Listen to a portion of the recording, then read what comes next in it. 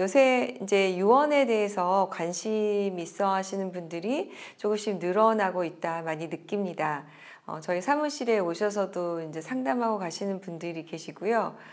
그런데 이제 뭐 당연히 나의 삶을 마무리하는 과정에서 유언장을 쓰는 거는 전 좋다고 생각을 하는데 오늘 찍을 영상은 그리고 몇 가지 더 찍어보려고 하는 거는 유언이 꼭 필요한 분들은 어떤 분들일까 그 부분을 조금 얘기를 해볼까 해요.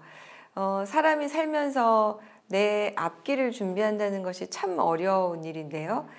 그럼에도 불구하고 어떤 상황에 부딪혔을 때는 내가 앞으로 벌어질 상황에 대해서 예측할 수 없을 때 미리 좀 준비를 하는 게 좋겠다는 경우가 있더라고요. 제가 이제 이혼 전문 변호사, 이혼 사건을 많이 하면서 22년 차 됐는데 그 사건을 진행하다가 몇 가지 경우가 있었습니다. 이제 한 번은 미국에서 상담을 하러 오신 분이었는데 비행기 타고 오시는 그 순간에 유언장을 쓰고 오셨다는 거예요. 그래서 그때만 해도 저는 아유, 이분이 조금 별나시다. 미국은 좀 유언장 쓰는 문화니까 그렇겠구나 싶었어요. 근데 이제 그분 하시는 말씀이 내가 이혼을 생각하고 한국에 상담을 오는데 그 사이에 비행기 사고가 나서 내가 사망을 하게 되면 이 재산이 다 내가 미워하는 이혼을 하려는 남편한테 가니까 난 너무 그거 싫어서 남편한테도 얘기를 하고 나는 그렇게 유언장을 작성하고 왔다 그러시는 거예요. 그런데 이런 비슷한 실제 상황이 제가 소송을 하다가 생기더라고요. 저희가 한참 사건을 진행하고 있었는데 사건의 내용은 상대방이 부정행위를 해서 집을 나갔습니다. 그래서 이제 그 사람을 상대로 해서 이혼 소송 중이었는데 저희 사건 당사자가 소송 중에 진짜 사망을 하신 거예요.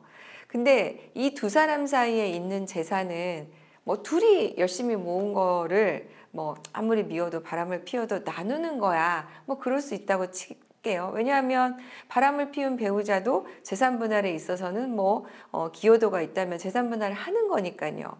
그런데 그 사건 같은 경우에 부부 명의로 있는 재산은 특히 우리 당사자 명의로 있는 재산은 대부분이 부모님이 증여해 주신 재산이었어요. 심지어는 일단은 자녀 명의로 했지만 그 실제 소유는 부모님 거여서 부모님이 그걸로 임대료 받고 이렇게 사시면서 일단 빨리 증여는 해놨지만 앞으로는 어쨌든 앞으로 대비해서 미리 증여를 해놓은 거지 실제는 이제 부모님 재산이나 다름없는 재산이었단 말이에요. 그런데 그 중에 이제 사망을 하다 보니까 이혼 소송이 종료하기 전에는 부부관계가 종료되지가 않습니다. 그러니까 소송 중에 사망을 하면 바람을 피워서 이혼을 하고 싶은 배우자가 여전히 내 배우자인 거예요. 그래서 배우자 상속분이 있는 거죠. 그러니까 자녀들보다 2분의 1 할증이 된 거예요. 그래서 자녀가 둘이었는데 7분의 3, 7분의 2, 7분의 2.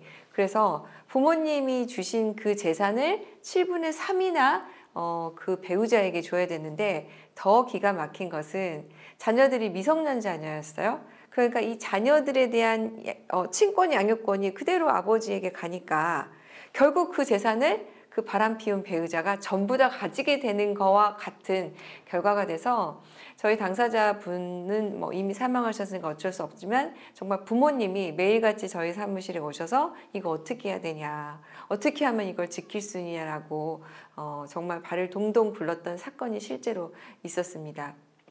그리고 뭐 일반적으로 뭐 신문이나 이렇게 보시지만 뭐 집을 나갔는데 혼인신고 그냥 호적 정리하는 거 귀찮아서 그냥 그렇게 살고 사시다가 어느 순간 돌아가셨는데 하고 보니까는 이제 갑자기 그 소식도 끊겼던 양육비도 주지 않던 뭐 돌아보지 않던 배우자가 내가 배우자다라고 상속권을 주장하면서 나타나는 경우가 실제로 있습니다. 그래서 부부관계가 물론 이제 뭐 좋으신 분들도 당연히 내 삶에 대해서 마무리하는 거 준비하는 거 필요하지만 부부관계가 좋지 않고 또 한 발 나아가서 이혼 소송을 좀 준비할 정도로 악화가 되어 있다. 그런데 이 재산에 대해서 상대 배우자가 기여도가 하나도 없다. 이런 경우에라면 반드시 이혼 소송을 시작하시면서 동시에 그래도 또 혹시 모르잖아요. 그래서 유언장을 좀 준비하실 필요가 있지 않나 생각이 듭니다. 사실 이제 변호사란 직업이 좋은 일로 만나기보다는 안 좋은 일, 뭐 예상치 못한 일로 만나서 제가 뭐 이렇게 이런 내용을 좀 할 수도 있는 거겠죠. 그렇지만 사람이라는 게 또 모르니까요. 자, 이혼을 생각하시는 분들, 그리고 이 재산이 특히나 두 사람 사이에 만든 재산이 아니라고 생각되시는 분들은 반드시 유언장을 좀 준비하셔서 내가 원하지 않는 방향으로 그 배우자가 나하고 혼인신고가 되었다는 이유만으로 상속인이 되어서 상속이 되는 일은 막으셨으면 좋겠다는 생각이 듭니다. 네, 오늘 제 얘기가 좀 도움이 되셨다면 좋아요, 구독 부탁드릴게요.